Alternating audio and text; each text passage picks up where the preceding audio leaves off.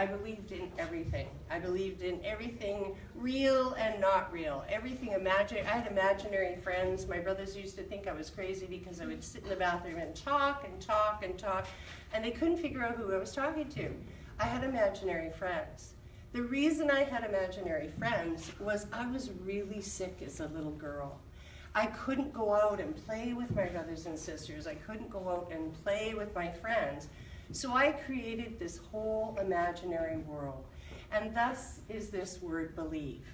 I believed in everything, and especially I believed in my dreams and my goals, and I believed in myself. At 3 years old, I knew exactly what I wanted to do. I knew I wanted to be a teacher. Even though I was really sick, and my parents were actually told that I would not make it to live to see kindergarten. They didn't know what was wrong with me, but they said she will not make it to kindergarten. She's so sick. And I remember hearing that, and I thought, the only thing I didn't believe in were the doctors. Because I thought, if I believe in them, I won't even make it to kindergarten and get nap time. So this was my mantra. This was my mantra, and it should be everybody's mantra.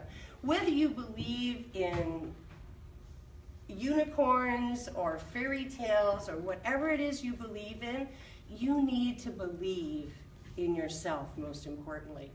So that's what kind of got me through that stumbling block. And I used to have, the reason I love you all sitting so close, I used to teach my dolls and my teddy bears. And when I was 3, I'd teach them.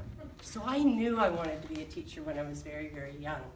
Now, a lot of people said to me, as I grew up and I did get healthier, and I did go to kindergarten and ended up going to elementary school, people would say, well, Margaret, you're always sick. Like, you're always sick, what's going on? And I said, I don't know, I've been tested for everything. I actually was tested for cystic fibrosis. It came up negative, but my mother just knew there was something wrong. I didn't digest my food properly, and I had this constant cough. It was this constant, really nagging, horrible cough. And she knew something was wrong. She actually had read an article in Reader's Digest about a mom who diagnosed her daughter with cystic fibrosis because of her salty perspiration. So my mom knew there was something wrong. And she'd also had 5 other children, and I was the tiniest. You know, I just wasn't gaining weight. I wasn't thriving. Everything was going through me. Imagine having diarrhea all the time. That's what happens to you with CF, because your pancreas doesn't work properly. And you have this constant cold. Please come and sit down. It's going to be a long talk, and I don't really have to stand there. Please come and join us. So I constantly had this horrible, awful cough, and that's what CF is all about too. Your lungs are constantly filled with mucus, and you can't slough off the mucus.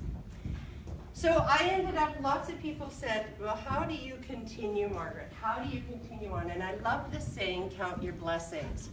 And your blessings can be your family, your blessings can be your friends, your blessings can be your school. I'm just so impressed by your school, it's amazing. But everybody's blessings are different. I always say to people, don't look at other people and say, oh, they're so lucky they have this lovely house, and oh, they're so lucky they have all these gorgeous clothes, and oh, they're so lucky they have long blonde hair, and I've got scraggly brown hair. Let me tell you, everybody's blessings are different. And you need to look within your own world what your blessings are, and that's what will help you continue on. I made sure I had great parents, I had a great family, I had amazing teachers, I had an amazing school system that I was able, and I had great friends. So my blessings, I didn't have all the money in the world, I didn't have a hot car, I didn't have all these wonderful things that a lot of other people, but I didn't say, boy, they're so lucky because they have all of these things. Everybody's blessings are different.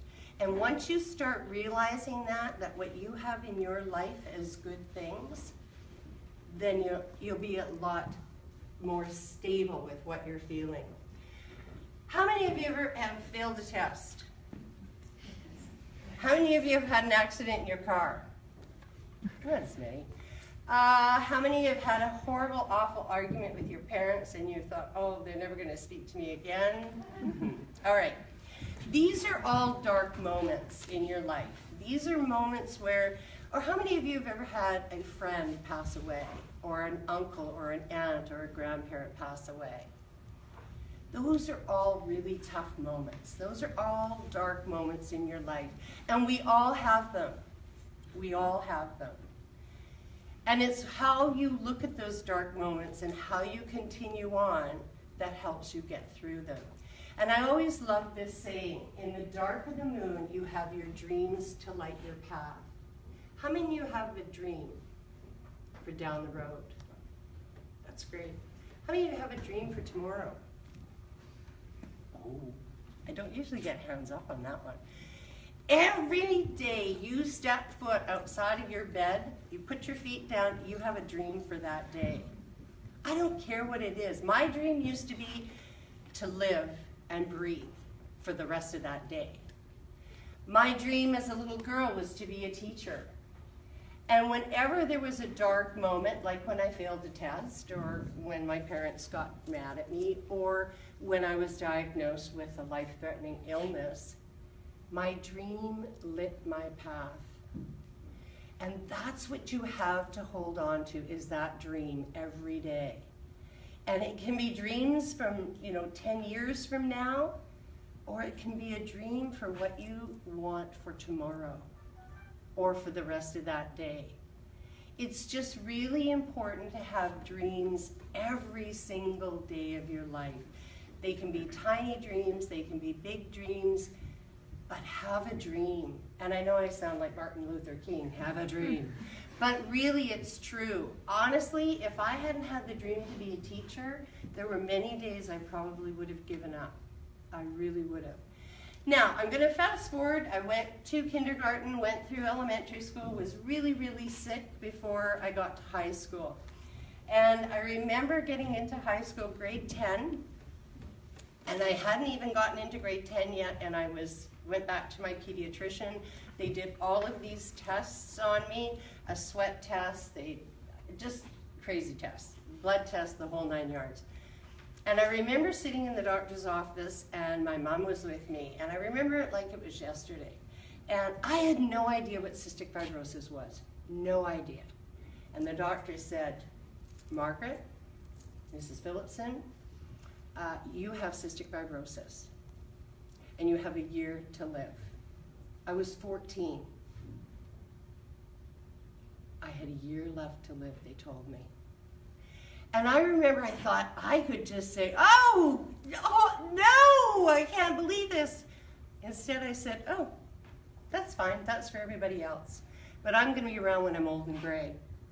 I want to be a teacher, and if I only teach one day, I will have fulfilled my dream. I was not going to let someone else tell me how long I was going to live. Now, naivety is incredible. I had no idea what CF was. I had no idea how extraordinary and awful this disease was going to be. But I fought, and I thought, okay, tell me what it is. So I went, and some of these photos are not so great. And some of you learned this last year in biology. And CF is a very rare disease. It's a genetic disease. I can't give it to you. I can't pass it on to you. You can't just suddenly catch it. You have to have two parents that have the recessive gene. And then those two parents, it's usually 1 in 4 children that could possibly have it. Only if the parents have the recessive gene. That's the only way you can have it. Now in my case, I was the youngest of 6 children.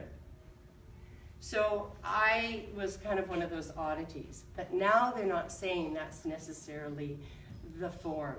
There can be variants in it. And as you see, my siblings probably are affected by the illness. Now, what does CF do to you? It affects a number of different things. It affects your lungs for sure. That's where the worst part for me was. My lungs were filled with mucus. I coughed all the time, and it's the kind of mucus you just can't slough off. It sounds like you have a constant nagging smoker's cough. I remember so many people would say, if you quit smoking, that might go away.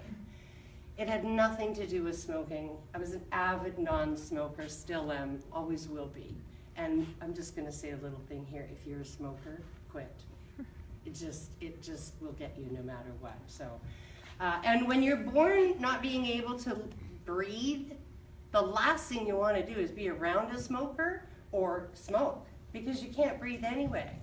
So it affected my lungs first and foremost, where the mucus just lays in there and pools, and you have to try and slough it off or get rid of it by coughing, by doing physiotherapy. And the physiotherapy is very different from the physiotherapy we know of now, where they move your leg and they crack your leg and they put your leg up over here and they do all these. It's a pounding therapy, and you hit your lungs as hard as you can, and you lay upside down, backwards, all different angles so that you can get at the mucus in the lung. It's like a ketchup bottle. You know those ketchup bottles, and you pound the ketchup bottle, get the ketchup out, come on, come on. Same thing, you want to pound that lung so that if I'm upside down, like a ketchup bottle, the mucus comes out. I also learned a different type of therapy. It was a breathing therapy I learned in Switzerland called autogenic drainage. And it was a breathing technique, and it was very, very effective as well. But the other thing, I happened to find this in a newspaper the other day. I've never seen it before. It also affects your pancreas. And the reason why it affects your pancreas is because the mucus covers all of the digestive tract. It's so thick, and it doesn't slough off. So many people with CF have to take pills with every single thing they eat. I was very fortunate. My digestive system wasn't affected as much. But some people have to take 20 pills per meal to digest their food. I'm very fortunate. I only have to take 3 or 4 pills a day, a meal. But the things that bother me the most are fatty foods and proteins. So I eat usually, actually, if I want a nice big red steak, which I don't eat often, I take 4 or 5 pills just to help me digest it. If not, it would be like diarrhea constantly. And that, you don't gain weight, you don't absorb your food, you don't absorb the nutrients. So everybody said, well, Margaret, how did you handle this? Suddenly you're told you have a year left to live. And I handled it just like I handled everything on. Bring it on. I believe that I'm going to live forever, and nothing's going to get me down. And my best friend used to always say to me, well, tell me what is one of your mantras. Well, my mantra first was believe, but then I also believed in this. The grand essentials to happiness are something to do. And I say this to everybody, and especially high school students, always have something to do. Hopefully it's something legal, not illegal. Have something to do. Have something that you love to do. And have something that you love to do. Not your best friend, not the local groupies down at the mall. Have something that you love to do, because that was what will make you happy. Always have something to love. And don't have anybody that tells you you can't love whoever you want. You can love a gerbil, I don't care. You can love a horse, I don't care. You can love a man, a woman, I don't care. You find someone that you love. That's the most important thing. And even if you don't find anybody that you love, that's okay too. You can live a very happy life and not have any love of your life but your gerbil or your cat. No problem. But find somebody to love, something to love. And last, and that's where my belief comes in, have something to hope for. My hope was to live a long life, to be able to teach students about being themselves, about changing the world, about just believing in their hopes and dreams and their goals. And I always told my students, no matter what happens in your life, you can do anything. So fast forward, I got through high school. Yay. The doctors were quite shocked that I did, because I was still living and I was very healthy. I was a cheerleader. I was in the drama club. Loved the drama club, as you can tell. I was very active, and I think what I was trying to do was prove to the doctors that I was going to do anything. No one was going to hold me back. I traveled. I did all sorts of fun things. Had great friends.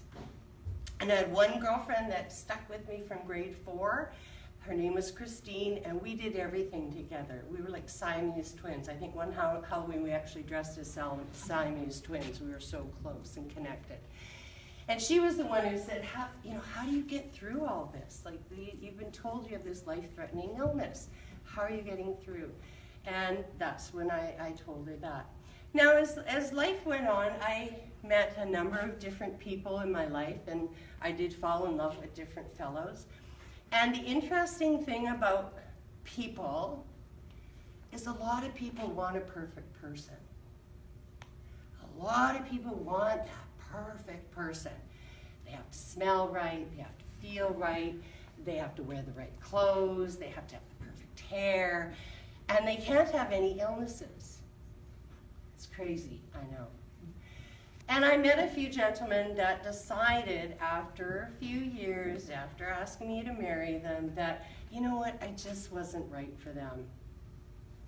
Okay. They decided they wanted children of their own. Okay. But they didn't understand that when you meet someone who has uniqueness or different things about them, that the better you get to know them, the more incredible they are. So I just kept saying, well, you're losing out.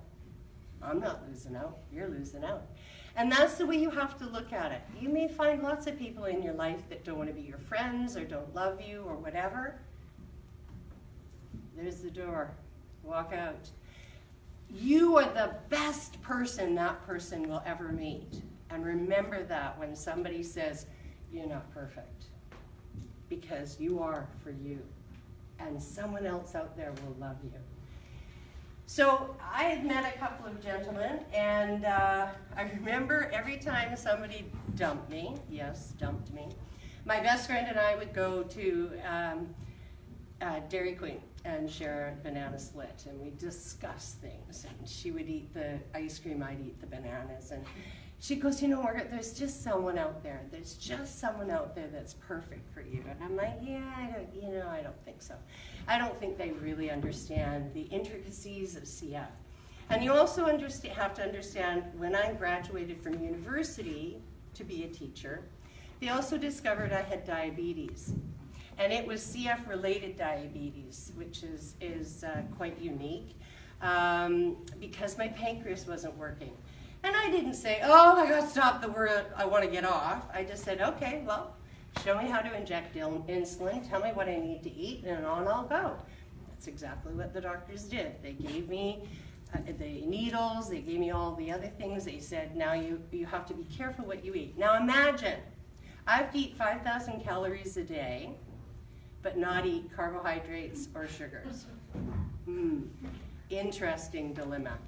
So I have a very interesting diet for sure, but I do inject insulin so I can eat a lot more than I ever ate before.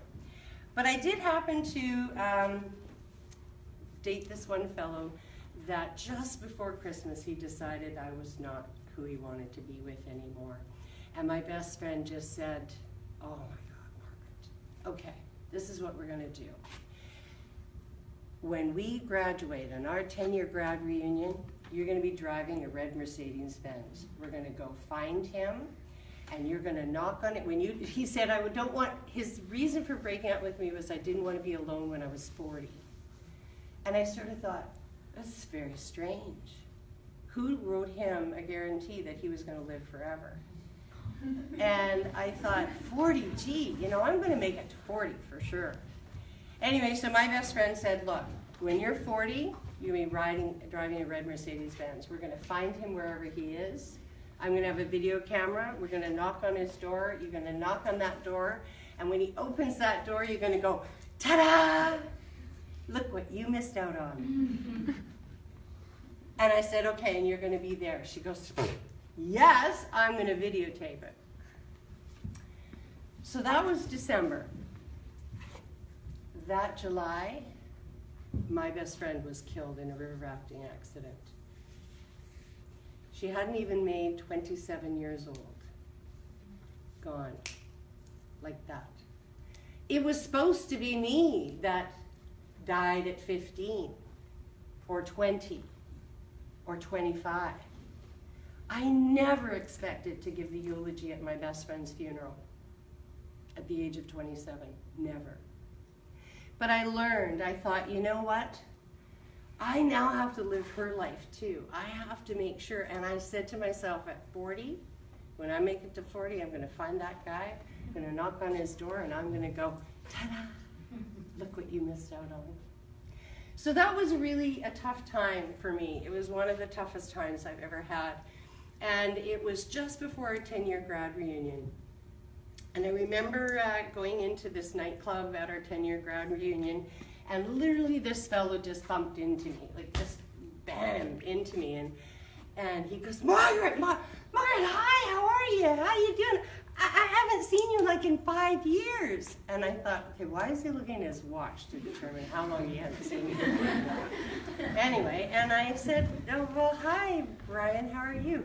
I'm good. And we chatted for a bit. He was determined to get my phone number. So determined. Now I have to tell you, I had met Brian a number of years earlier. We had gone to elementary and high school together. And Christine and he and I used to play tennis together and bike together and all those things. And in the back of my mind, I thought, oh, Christine mentioned something about him being the perfect match for me. Like, she really liked him. She said, he doesn't care you have CF. He doesn't care that you have diabetes. He doesn't care that you're not going to be able to have children of your own. He just really likes you. And I can remember saying to her, he's way too enthusiastic and he's way too short for me. So here was this person standing in front of me, way too short for me and way too enthusiastic. Yeah, no, let's go out on a date. Yeah, I haven't seen you in 5 years, but let's go out on a date. He was like one of those little puppy dogs with the tail that goes, I'm like, yeah, no, Brian, I don't think so. But he said, no, really, no, I really want to go on this date. And I said, if you can find my phone number in the phone book, which I knew he wouldn't, he would probably not remember seeing me the next day, I'll go out with you. Next day, he phoned me. We went on a date the next weekend. What impressed me about Brian was that he said to me how sorry he was when he heard about Christine's death. And he said, I thought about you, and I thought how sad it must have been for you. You know that saying, he caught me at hello? That's when he sold me. I went, wow, here's this guy who I haven't seen for 5 years, was able to hit a chord in me, and no other anybody I'd ever met phoned me or said anything like that. I thought, okay. So we ended up going to Long Beach, which was Christine's and my very favorite place. We spent many summers there, and he just let me go. He said, I want you to go and say goodbye to her. So as I'm walking on the beach, I'm thinking, oh my gosh, my angel in heaven sent me my angel on earth, and that's Brian sitting right there. We got married that July because I just knew. She had sent him to me. She knew that he was the perfect match for me. Yes, he's still shorter than I am, and yes, he's still enthusiastic, but he's been the greatest thing in my life to go through all that we've gone through. So the first few years of our marriage were fabulous. We exercised, we rode a tandem, we did all these crazy things, but then I hit my 30s, and that's when my lungs started to fail. And when a person with cystic fibrosis lungs start to fail, it means they have to go into the hospital. They get hooked up to IV, they have to do excess exercise, they also have to eat like more than 5,000 calories a day. They have to eat a lot, and then they do physio, 4 to 5 hours of physio a day. I was used to doing 1 or 2 hours of physio. So life went on. I continued to teach, and what I would do is I would go into the hospital during the summer break or Easter break or Christmas break. I spent all of my holidays in the hospital because I loved being in my classroom so much. Teaching was everything to me. I tell people sometimes, if I could have put a bed and a sleeping bag in my classroom, I would have done it. It was everything to me. I loved what I did. And even as I got sicker, my students realized how sick I was getting. Sometimes I would sit in the back of the class on my sofa, and the kids would come to me and bring me their work. They were just so understanding. I ended up having to spend a lot of time in the hospital. Near to the end, before my transplant, I spent more time in the hospital than I was out. Ended up teaching part-time, which really was not what I wanted to do, but I knew in order to survive to my transplant, I had to make sure that I only worked part-time. So some of the things that I love to do, I love to horseback ride. And in 1998, I became extremely ill. Both Brian's parents were extremely ill as well. All three of us were in 3 different hospitals.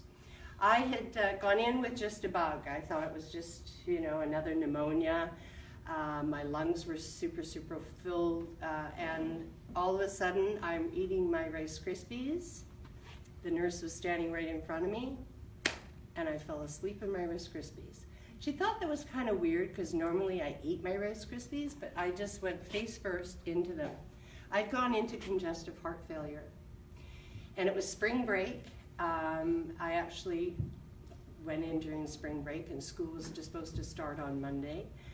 And she was really worried about me. And they did the code 9, code blue, code whatever. And suddenly I had 25 nurses and doctors. I don't remember it because I was just so out of it. But what had happened was my lungs were so full of mucus, it spilled out into my heart. And then my heart just stopped. Everything just stopped. I felt like I was in this major fog. My brain just had stopped. So they put me in ICU, and the doctors spoke to Brian and said, if she survives this, she will need to consider a double-lung transplant. And Brian said, not if, when she survives this. Margaret's a fighter. And so I fought really hard. What they did was they put a mask on my face. They cranked it onto my face. How many of you have ever seen, can't think of the Silence of the Lambs. Silence of the Lambs, thank you. That's my sidekick. Silence of the Lambs. And they had the crank on his face, right? And there's this thing coming out of his mouth. That is exactly what I looked like. I looked like horrible Hannibal. And what it was called a BiPAP, and they put this machine on, and it sucks the CO2 out of your system and forces air, oxygen into your lungs. And that's what saved my life. And I remember thinking, okay, maybe this is it. And there was a priest that stood above me, and he started reading "The Lord is my shepherd," a passage from the Bible. How many of you have ever seen Monty Python and the Holy Grail? Okay, you'll love this part. So I'm lying in bed. This is my brother's and my favorite movie. And I'm thinking, oh my gosh, this priest thinks I'm dying. He really thinks I'm dying. And I thought, okay, the only thing I can do is scream from the movie Monty Python and the Holy Grail. So I just said, I'm not quite dead yet. I'm ready to go for a walk now. I'm feeling much better. But I had this stupid mouth, so it was like,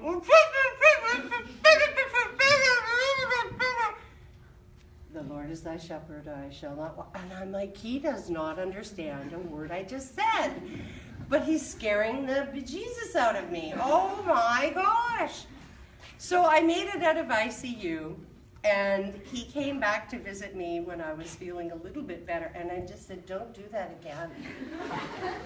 I said, you scared me. Like I thought, because all I ever remember hearing that phrasing is when you're at a funeral or at the graveside, the Lord is my shepherd, blah, blah, blah.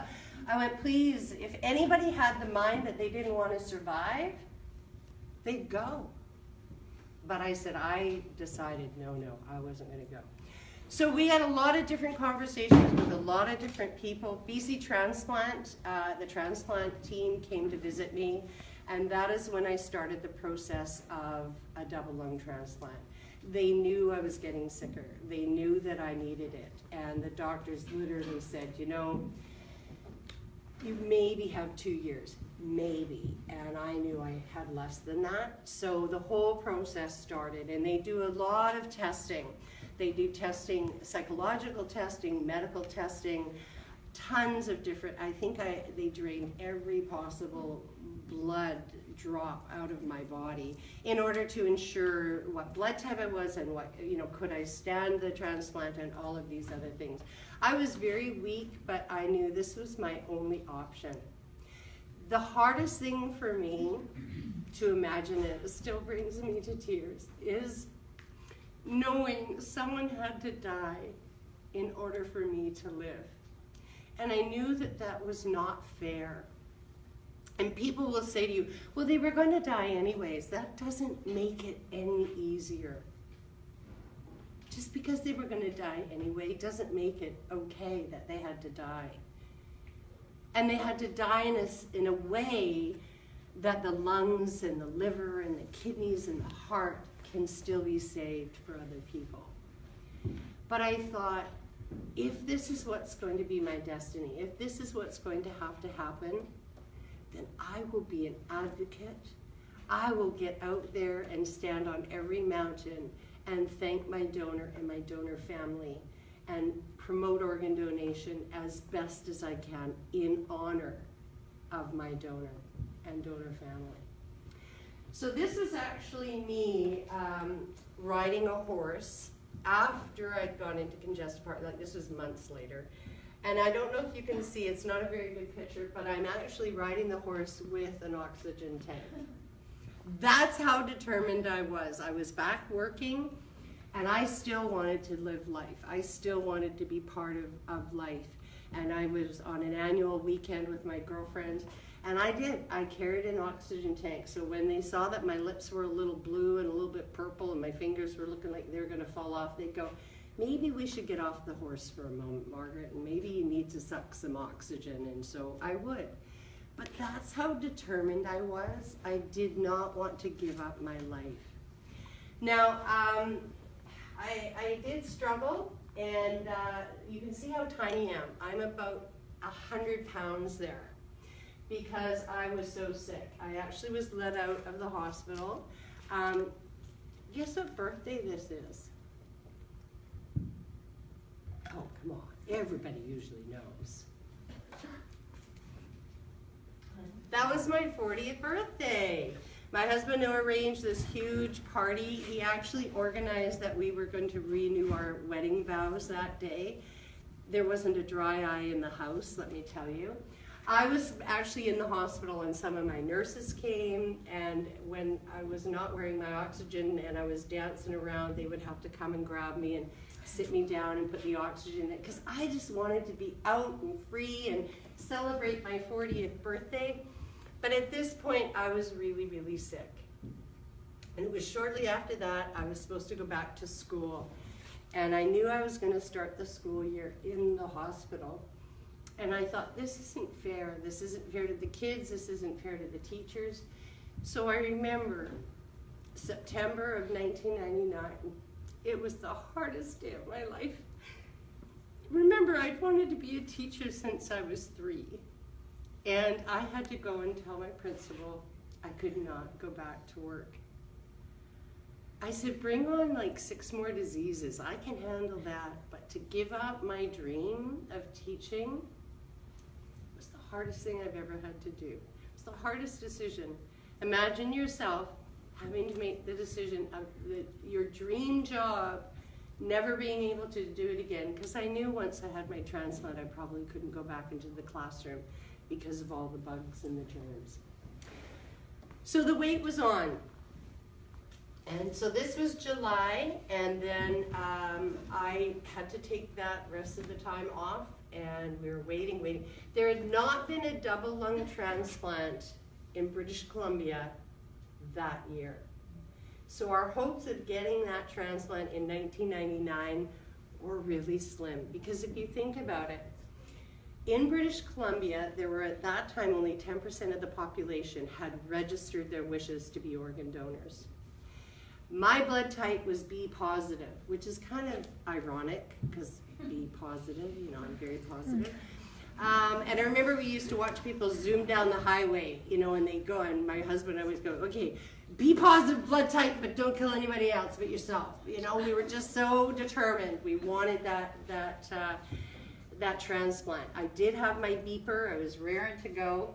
And I was really sick. I was really, really sick. I was on full-time oxygen. I usually had a fanny pack full of IV antibiotics going into my chest. But I was on the treadmill every day because I knew that if I got my transplant, I would be in the hospital for a long time, and I knew that my muscles would atrophy. So I was on the treadmill. I wasn't breaking any records, but I was on the treadmill every single day. So double lung transplant. If you get both lungs, you're very lucky. One lung is lucky enough. 2 lungs is extraordinary, because if you think of it, in an accident, what's the first thing that's usually crushed? Or if they happen to have a brain injury or something else, all the fluids that is saving the person's body goes through the lungs, is filtered through all the organs. So to get a double lung transplant with only 10% of the population registered, and then I was a unique blood type, it was like finding the pin of a needle in a haystack. It was very extraordinary. But I remember it was the last day of November in 1999. I was ready to go back into the hospital, and we got a phone call. We were watching the hockey game, and the Canucks were losing, as usual. Sorry, but it's true. And Brian answered the phone, and I remember him just saying, okay, well, she's gotten sick. Okay, we'll come in anyway. We got the call. There was a perfect set of lungs, perfect size, perfect blood type, and we were to come in. And at that moment, I said, we need to stop for a second, because a family out there is losing a loved one. A family out there is not celebrating. We were celebrating because I may possibly get a new set of lungs. But out there, a family was losing a loved one. So we said a prayer. I prayed for a very speedy recovery to heaven for the donor, and I prayed for the family that they would be okay with this decision, and that they knew that their loved ones' organs would live on in other people. So we went to the hospital, and this is me 7 hours after my transplant. And I always look around the crowd, because sometimes people pass out when they see these pictures, and usually guys. I've never had a girl pass out, but guys do this, like, whoa. Anyway, yes, that was me. Right after my surgery, I had every orifice of my body had something coming out of it. And there were anti-rejection drugs, there were painkillers, really good painkillers. And I was sort of out of it, but it's like, okay, should wait for the camera, whatever. And I spent quite a few days in ICU. At about day 18, there was some problems. They had discovered something in my chest cavity that they had to get out of there. So they went through my groin to get this thing out of there, and what happened was a blood clot formed in my groin, went through the hole in my heart they didn't know was there, and it caused me to have a stroke and a 2-minute full body seizure. And I remember hearing the doctors say afterward, and I remember I bounced on the bed. I was bouncing up and down in this seizure. No control, going, what's going on? And I remember the doctor coming and saying to Brian, we're not sure what the outcome's gonna be. You know, we don't know. Will she remember who she is? Will she remember who her family is? Will she be able to walk again? Will she be able to talk again? And at that point, Brian went, yeah, she might not be able to talk. Oh, that would be a good one. And I remember hearing all of this and going, no, I'm not gonna go through all of this and not walk out of here and be able to tell the world about this extraordinary thing. Oh no, I'm getting out of here. And it's not gonna be in a wheelchair. And that was the moment I decided that, like, this is gonna be a success. I'm gonna make this work. And my brother had had a stroke at the age of 25, so I knew the struggle that I was in for. But I knew I was going to walk out of that hospital. So this was, I was still in ICU. This is when I was put up on the ward. They actually ended up giving me a trach because they had severed all my diaphragm muscles, so I couldn't breathe. I couldn't get off the vent properly. So they put in a vent here, and I was actually able to breathe much better. And as soon as I got that, it was so much better. It was so much more uplifting for me that I actually got up onto the ward. Now this young lady, Colette, she had a double lung transplant, and she has now since had a kidney transplant as well, a living kidney transplant. And living kidneys, living livers, and there are a few living lung lobe transplants that are done. And because there's so many people waiting on the kidney list, living donors are really important. It gets more people in that system and gets them off dialysis, gets them, and it can be a loved one, can be an anonymous donor. We also have a paired match system now too, where if you come with a donor that can donate a kidney but doesn't match the person that they're going in with, but they might match someone else in British Columbia who has somebody that matches too.